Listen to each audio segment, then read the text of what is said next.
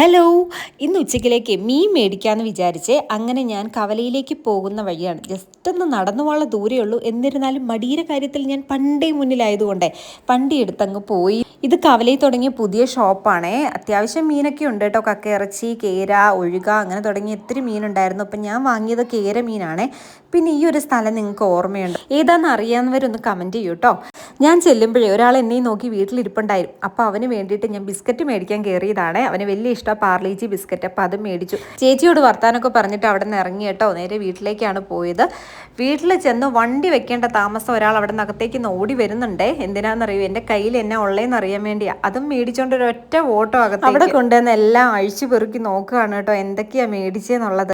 നമ്മളും നമ്മുടെ ചെറുപ്പകാലത്ത് ഇങ്ങനെയല്ലേ, എന്താ കൊണ്ടുവരുന്നതെന്ന് നോക്കിയിരിക്കും അല്ലേ. അങ്ങനെ അവൻ പാർലേജി ബിസ്ക്കറ്റാന്ന് അറിഞ്ഞപ്പോൾ അവന് സന്തോഷമായി. പിന്നെ ഞാനൊരു ബോട്ടിൽ മേടിച്ചിട്ടുണ്ടായിരുന്ന സംഭാരമാണ്. അപ്പോൾ അവൻ ജ്യൂസാന്ന് പറഞ്ഞെടുത്ത് കുടിച്ചിട്ടുള്ള എക്സ്പ്രഷനാണ് ആ കണ്ടത്. ഞാൻ അടുക്കളയിൽ നിന്ന് ജോലി ചെയ്തുകൊണ്ടിരുന്നപ്പോൾ എന്നെ വന്ന് തട്ടി വിളിച്ചിട്ട് എനിക്ക് ബിസ്ക്കറ്റ് വേണമെന്ന് പറഞ്ഞിട്ടുള്ള ഒരു ഭാഗമാണ് കേട്ടോ കാണുന്നത്. കൊണ്ടോടി പോകുന്നു. അത് കഴിഞ്ഞ് കുറച്ച് നേരം കഴിഞ്ഞപ്പോൾ പിന്നെയും വന്നു. അതുപോലെ തന്നെ വന്ന് എടുക്കാനുള്ള ശ്രമത്തിലാണ് ആൾ. ഞാൻ പിന്നെയും വാർണിംഗ് കൊടുത്തു, ഇനി ഒരുപാട് കഴിക്കരുത്, കാരണം ബേക്കറി സാധനങ്ങൾ പിള്ളേർ കഴിക്കുകയാണെങ്കിൽ പിന്നെ ഭക്ഷണമൊന്നും കഴിക്കില്ലെന്നേ. അതുകൊണ്ടാണ് പിന്നെയും പോയി എടുത്തോണ്ട് പോയിട്ട് പിന്നെയും വന്ന് ചോദിച്ചു. അപ്പം ഞാൻ പറഞ്ഞു, ദേ ഇനി ഇല്ല, നീ അവിടെ പോയി നോക്കുമെന്ന് പറഞ്ഞു. ആ കവറ് മാത്രം കണ്ടിട്ട് അവൻ ആകെ വിഷമിച്ച് പോയിരിക്കുകയാണ്. അപ്പം ഞാൻ പിന്നീട് കൊടുക്കാൻ തയ്യാറായില്ല, കാരണം പിള്ളേർ ഇങ്ങനെയാണ്, കൊടുത്താൽ പിന്നെയും കഴിച്ചുകൊണ്ടേയിരിക്കും. അങ്ങനെ ഇന്നത്തെ ദിവസം പിണക്കങ്ങളും ഇണക്കങ്ങളും ഒക്കെ ആയിട്ട് ഞങ്ങളങ്ങ് കഴിഞ്ഞു കൂടി കേട്ടോ.